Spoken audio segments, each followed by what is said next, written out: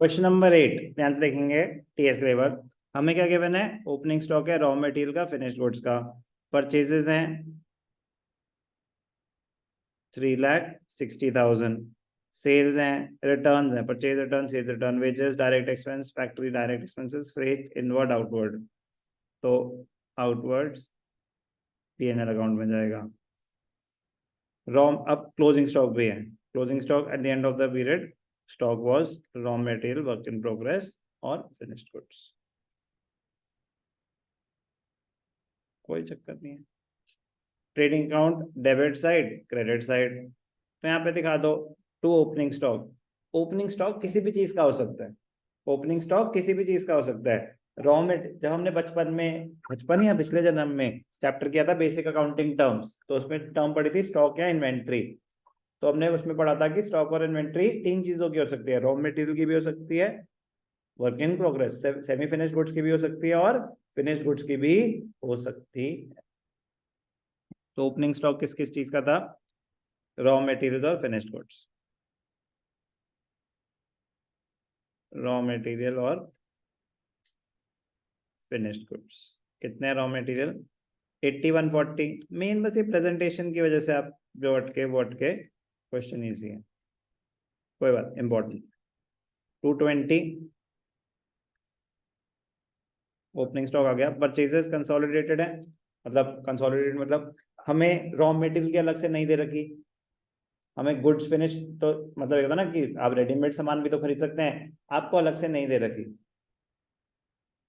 हमने एक टर्म पढ़ी थी stores consumed. Stores consumed, consumable stores.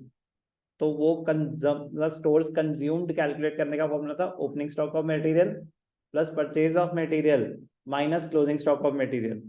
तो अगर हमें ऐसी इन्फॉर्मेशन दे रखी होती तो हम फिर स्टोर्स कंज्यूम निकाल पाते। तो ना तो हमें स्टोर्स कंज्यूम गिवन है, ना ऐसी कोई इन्फॉर्मेशन गिवन है। तो उस केस में ओपनिंग स्टॉक में जाता है, जिस चीज का भी हो, रॉ मटेरियल का हो, वर्क इन प्रोग्रेस हो, फिनिश गुड हो। क्लोजिंग स्टॉक में जाता है। बाकी क्वेश्चन जैसे सॉल्व होगा वैसे ही होगा। पॉइंट, परचेजेस आपको अलग से मटेरियल या गुड्स की नहीं दे रखी, तो परचेजेस आप अलग से दिखाएंगे 360। सर परचेज रिटर्न भी है तो माइनस कर देंगे। परचेज रिटर्न, रिटर्न दोनों टाइप के है ना। ठीक, तो फिर जी हमें सर। ये अंदर दिखाएंगे इनर कॉलम में। परचेजेस 360, रिटर्न्स, रिटर्न्स दोनों है, नेक्स्ट पॉइंट वही हो जाता। 10 साथ में माइनस करके दिखाएंगे, 10 परचेज के हैं less purchase returns 3,50,000। Sir directly बात 360 अगर लिख दिया तो यहाँ ब्रैकेट्स करके लिख दें? नहीं, एक लाइन से काटें और फिर दोबारा करें प्लीज। आउटर कॉलम में कोई नेगेटिव फिगर नहीं आएगा, एडजस्टेड अमाउंट्स आएंगे। परचेजेस आ गए,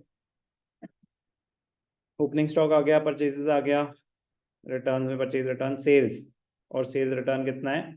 6,000। तो सेल्स दिखा देंगे कितनी है सेल? 7 लाख। सेल्स रिटर्न कितना है? कितना है? 6,000, 694। Sales, sales return, wages 130, factory expenses 90, बस अब मेयर posting. Wages, factory expenses, wages कितना है? 130, 90, 130, 90। freight inwards 20,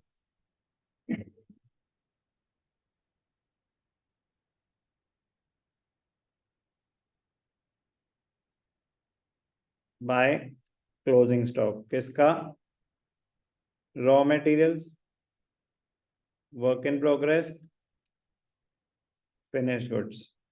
raw material 70, 20, 110, 70, 20, 110, 2 lakh.